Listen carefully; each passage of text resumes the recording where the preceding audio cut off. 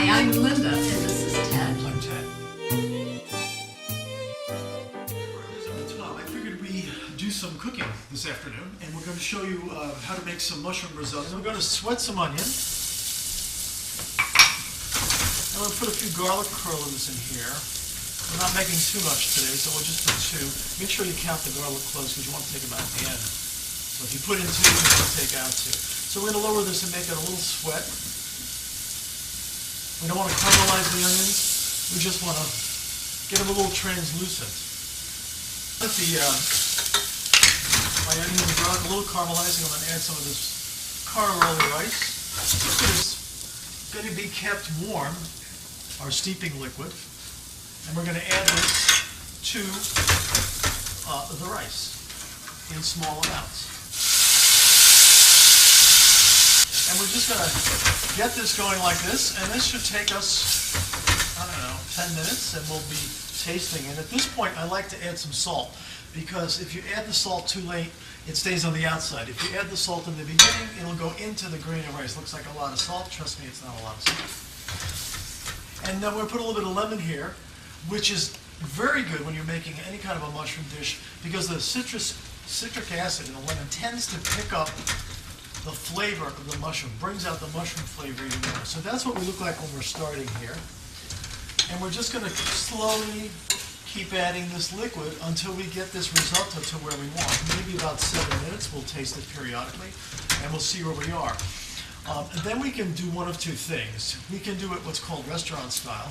We can take it to where it's about 80% of where it's supposed to be cooked, cool it down, and then bring it up later. You can do that if you have guests at the house and you don't want to make the risotto order. Or we can make it to order. We can just keep going and going and going, and then we can add the mushrooms. We're also going to add a little bit of white wine to this to give it a little dimension, and just keep it going very slowly while we stir it. Now let's try sauteing some mushrooms here. Put some olive oil in again. I have people that like this pan screaming hot. I prefer it to be medium screaming hot. I don't want to caramelize the mushroom very much. So we're just going to add some of Tom's mushrooms, and then some of the graylings that we ended up picking early today. Stir that around. And then we have these dried morels that we've rehydrated, and we're going to add those. But we'll add those at the end since they really don't have to cook. So this is just going to get tossed around. Okay, you can stop. Okay, these are looking good. We have a little bit of color, but we're not burning anything at this point, which is nice. You can really smell that coming up off the pan. The big thing about getting mushrooms from Tom is that he's 10 miles from the restaurant, so we get them every day. There's nothing better than a fresh mushroom. Kind of like corn. You don't want to eat corn that's been sitting in the refrigerator for 2 weeks. You want to eat corn that's picked that day. At this point, we're going to add these because the morels have already rehydrated, so they don't need to cook very much, and they're going to come up a little bit in the risotto. Now we can add a little bit of butter if we want, for those of us that are on a high cholesterol diet. But keep it low. You don't want to burn the butter. Then we're going to add a little porcini powder. This is only because I feel like making it stronger. We didn't have to. We could have kept it very light. But it's starting to get cold outside. You saw that we had jackets on. It's Vermont, and that's the way it is. And so I'm going to make this slightly hardy.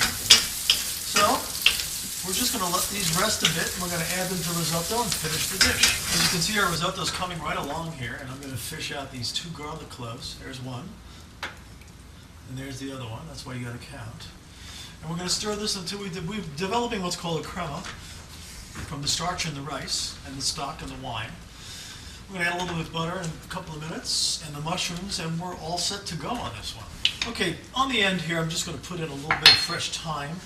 Let's give it another little pickup dimension. And we're almost here on our risotto. We've tasted it. It's in good shape. We're going to add a little bit of butter.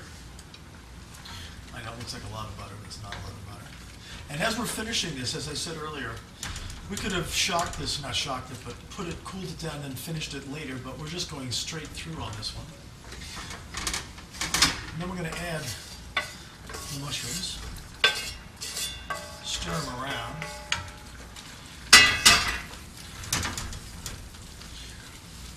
Then we're going to wait for this to cook down a little bit more so that what looks to be broth almost turns into a sauce, which it really is technically a sauce.